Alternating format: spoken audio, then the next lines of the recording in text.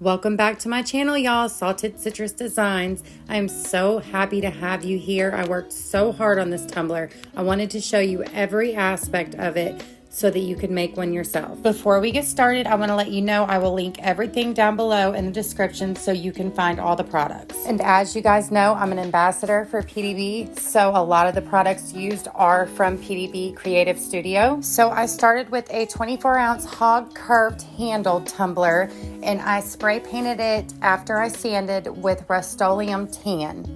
But you don't have to use tan, you can use white. Whatever base you're gonna do this tumbler, you can use blue, pink, purple, yellow, it doesn't matter. Hell, you can make yourself a rainbow bee tumbler if that's what your little heart desires. So once you have your base completed, next you'll pick your colors. And I went with Honeybee, Amour, Starlet, Obsessed, and Solar Flare from PDB, of course. And I like to give 2 coats of glitter. So I do my first coat and then I let it dry. Then I do a second coat.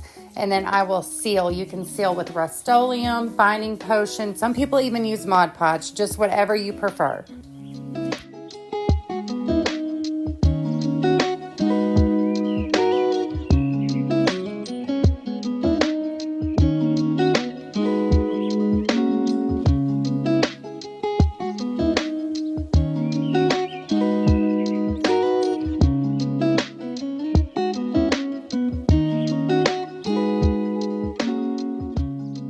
So now we have our beautiful layers of glitter on. We have it sealed and we're ready to epoxy.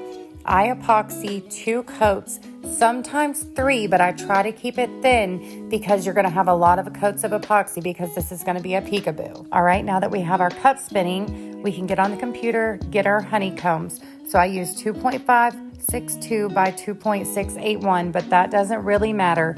You can use whatever dimensions you want for yours. Just remember to save your project because you're gonna wanna go back and outline these for the outline of the honeycombs. Okay, now we have our honeycombs cut. So we're gonna tape up our handle because I'm gonna let that raw glitter stick out and not spray paint it. Okay, we got a lot of it done already. So we've got our handle taped, we've got 2 coats of epoxy on, we've got our decals cut. So now we're gonna start applying. I use a removable vinyl. I find it easier once you spray painted it to remove it. It doesn't leave a lot of sticky residue. As you're sticking them on, don't be too obsessed with where you put them. Make them make sense, but also remember you're gonna be putting other things on your tumbler as well. So in other words, don't overthink that shit because you gotta trust the process on this cup.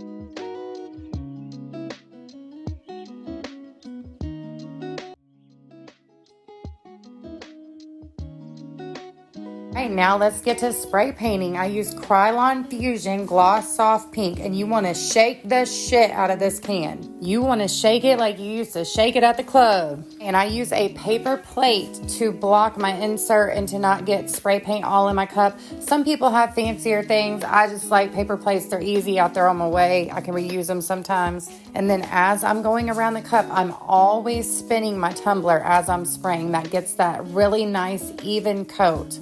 I should have mentioned this earlier. So when you put your decals on, well, before you do your spray paint, you want to make sure that your tumbler is perfect. There's no bumps. There's no sanding. This is like the gloss coat before you spray on. And I say that is the spray paint will show through if you have sanded before you put your decals on this part. Now, after you get epoxy on this pink part, you can sand it and it won't show through for the next. And then I pretty much let it sit for maybe 10-15 minutes and I go in and start peeling. I have left mine overnight before and it was a total disaster. So I like to spray when I know I'm going to be able to peel all my decals off.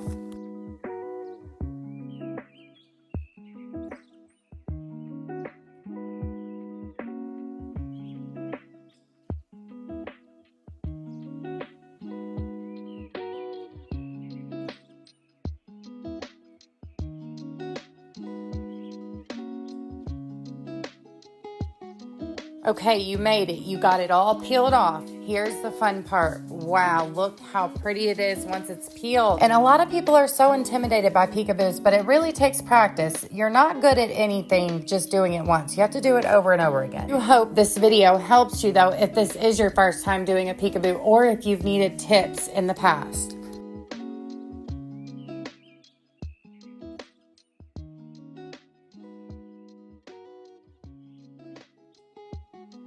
We've got that dry, and I do want to let you know that all of these coats I use fast set, and then for my very final coat is when I go in with the artist cure. And here's where I was talking about it's important to save your project on your computer, that way you can go in with your outlines. I do an offset and then I slice it to get those thin outlines. So I go around, I place everything where I want it to go, and I accidentally didn't catch all of the outlines getting placed.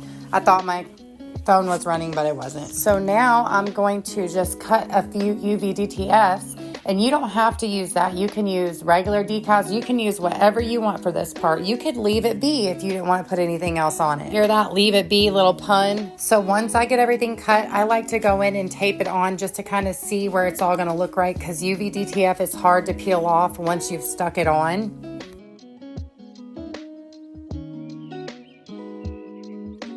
I also forgot to say that after I did my vinyl outlines, I did do another coat of epoxy before I did the UV DTF. I don't know why, I just felt like because I overlapped some of the designs, I didn't want it to look bulky on the cup.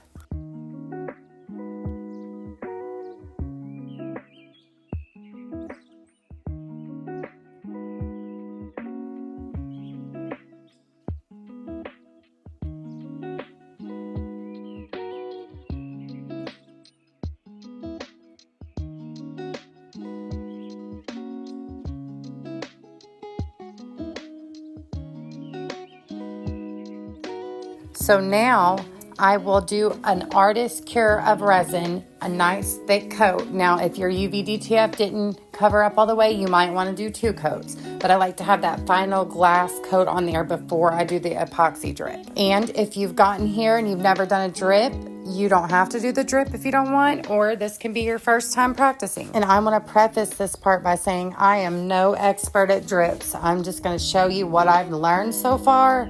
I am not perfect at them. They're still hard for me. So I've tried using fast cure for my drips, but they are terrible. I always end up curing them too quick. So I just use the regular and I let it sit for a long time, and I just kind of stir, and I really let it sit clear. And then right before I feel like it's going to be good enough to put on the cup, I'll add the glitter.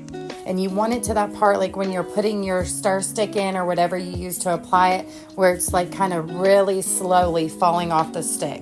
And then you just start and you pray that bitch works. I feel like this is the hardest part to teach because I did so much wiping, cleaning, but you can do that. You can go in, you can wipe it, clean it. But like I just try to go all around the edge. Try not to get too much in the cup, but you can clean that up. And then you just, once you get it all applied, I kind of turn it upside down and over a lot and hit it on the table, kind of get it to where I want it to drip. You can always wipe it off and start over if it's not going the way you want it to go. I wanted it to look like a really thick honey drip.